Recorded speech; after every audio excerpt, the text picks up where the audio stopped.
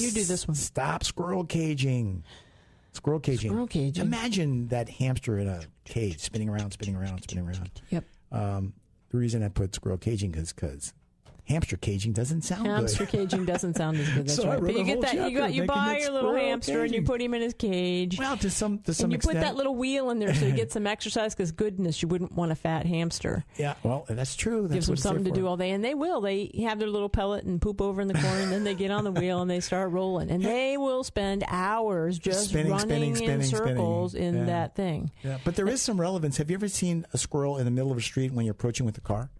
They're fun. Back and forth, back and forth. I mean, they get squirrely. You never know which way. They start. You see the tail flipping. You're like, I better slow down because I might actually hit him. I'm not sure he's going to get out the way. In our neighborhood, we got squirrel puckies everywhere because people did hit them.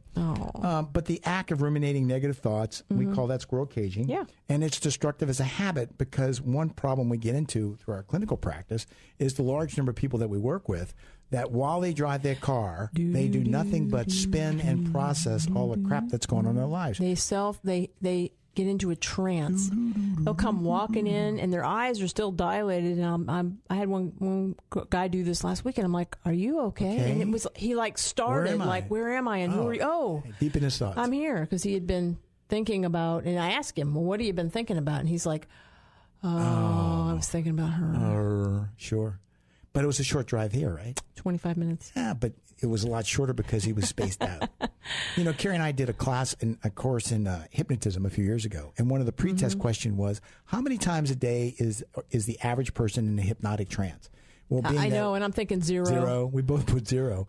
And at the end of the course, we found out that it was actually 5 to 8. And that is when people are sitting still or they have nothing to do, they tend to space out. And I'm sure the listening audience, you might know what that's about. You ever find yourself sitting at the table and you're just deep in your thoughts? We call that we call it hypnotic state. Yeah. And we were wrong. We got that one wrong on the pretest. We sure did. But I got it right on the post test, though. I got my certificate. I hope so. Yeah. A few years ago, I had 57 men, and I asked them to give me how many hours a day did they drive. And for those 57 men, I came up with 932 hours a week. And divide that out, I came up with 16.35 hours per person in their car. When you're driving your car 16 hours, and all you're looking at is the same streets and the same stop signs and the same, you're either talking on your phone, which today is a really problem. You see that a lot more today. But a lot of folks zone out and they get into thinking about those things that are troubling them. Of that group of 57 men, I also gave them the Beck's depression scale. And of that group of 57 men, 28 rated high enough to be on the depression scale. Really? They're ruminating negative thoughts. They're feeding back into themselves. Oh, yeah. And then, of course, of that 28 group, 70% of them had sleep problems.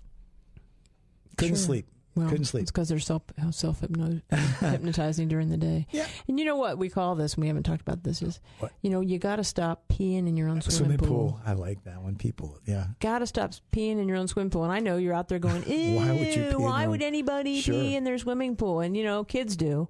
That's why we chlorinate. Adults, we don't admit it. If we do. I don't pee in my pool. Adults don't admit it. Anyway, but peeing in your swimming pool and this idea of squirrel caging has to do with putting bad thoughts, putting negative thoughts, thinking about the stuff in your life that's not working to the point that it's affecting your ability to live in the here and now. And so you put in yourself trance, you come into work, you go into your group, you get home, and you're already in a bad mood, and all you've done is drive or think about some problem you got for the length of time that you did it.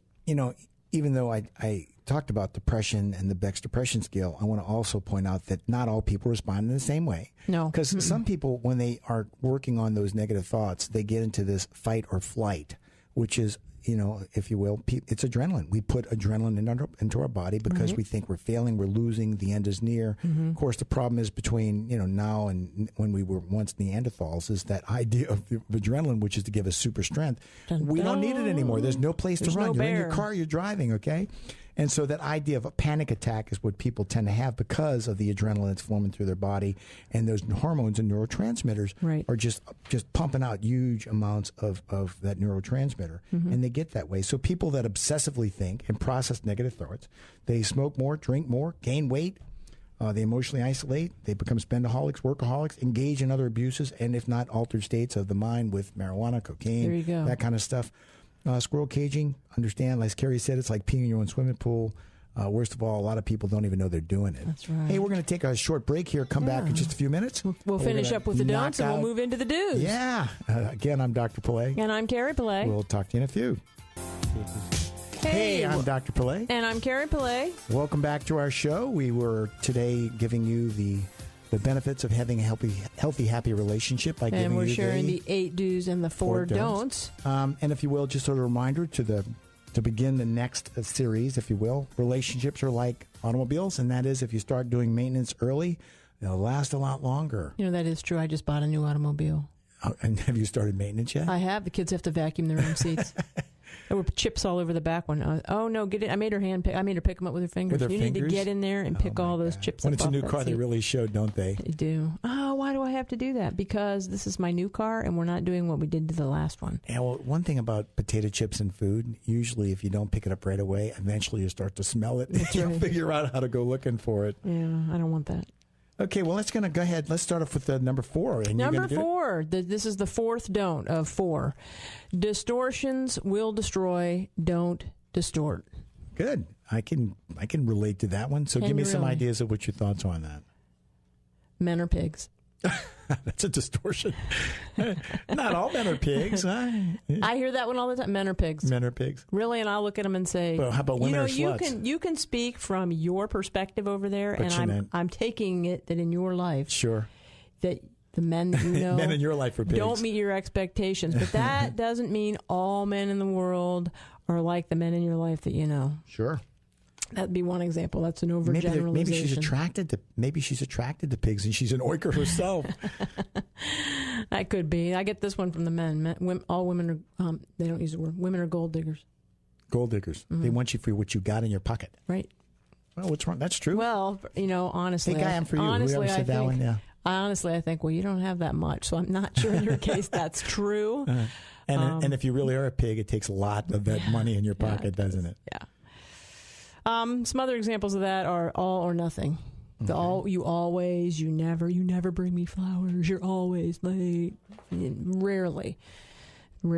Jumping to conclusions is one, right? Mm-hmm. I don't need you to finish the sentence because, we've been together long enough. I can read your mind. I know where you're going with that. Sure. Usually we're wrong. Disqualifying the positive. That's some of that indirect criticism, actually. Oh, that was really such a nice thing that you did cleaning the kitchen up. It's a shame that I had the cabinet maker come in to tear out the cabinets tomorrow. Or it's a shame it's not going to last very long. I know. Gosh, you did all that work, but by tomorrow it'll all be done. Mm-hmm. Or catastrophizing. I know this isn't for. I know you're just doing this to be nice. Well, that doesn't help much, does it? Because you're trying to do better, but that's mild scorecarding. You're sucking up. It's mild scorecarding too. It's also coming from somewhere. Mm-hmm. And shoulda statements. I shoulda married that guy my mom told me to marry. I shoulda, woulda, coulda, didn't. So, distortions, when we get out of this, we're talking about learning to be more optimistic. Optimism is a force multiplier. Yeah, pessimism doesn't prevent sex. Doesn't prevent what? Success. I said sex. Pessimism doesn't prevent sex, but it sure makes it unlikely, right? Success. I said it again. I know you did. Pessimism doesn't prevent success. By the way, but it makes it more unlikely. While you're getting to sex, let me ask you this question. What's the highest paid profession in the United States? And if you're going to say prostitution, no, it's not. It's wrong. Sales. It's sales, that's right. I just thought I'd throw that in there. That is a form of sales. Yeah. But another factor in developing distortions has to do with just the magnitude and frequency that we lead our daily lives. You read the newspaper. The newspaper is always about the economy's dying. Yeah. The Gulf that's of Mexico's catastrophizing dead. right there. But we get caught up in that whole idea that everything's extremes. You listen to the media, you listen to the radio, the television, all these whatever. reality shows now. We have all of these extreme this, extreme that, and it's all about... And unfortunately, when people become so toxic with negative opinions of the world around them, they truly don't see any internal good value in anything, and they start to build this whole idea of this barrier that prevents them from feeling good about themselves and the world around them. I would like to tell you that about 90% of the people that come to my clinic interventions in their first session all they want to tell me about is the nut they're married to. That's it. They want to talk about the nut they married. And I typically respond by saying, well, if you married a nut, whose fault is it? And they kind of look at you, don't they? They don't like that. What? It's my fault? And then they try to get off. Well, they minimize, which is more distorting. They minimize and they act like a victim. And I'll look at them and I'll say, well, wait. Let me get this straight. Somebody tied you up and made you be in this relationship. But it's amazing at the number of people that go to extreme measures to accurately and exactly describe the hostilities of other people, the insensitivity, the meanness of the world around them. And all that has to do with distortions and the way that we use distortions in our day-to-day life to surround us, if you will, and make people believe that we're a victim. Yeah. We're not going to discuss it tonight, but there are 5 ways of knowing, and I'll give you the titles, although I'm not going to discuss it, but law, doctrine, authority, scientific exploration, and self-evident. And one way that you can stop distorting is to start thinking about how do you know what you know, and to process if, in fact, I'm not just digging into my stuff, my baggage, if you will. Highly likely. So that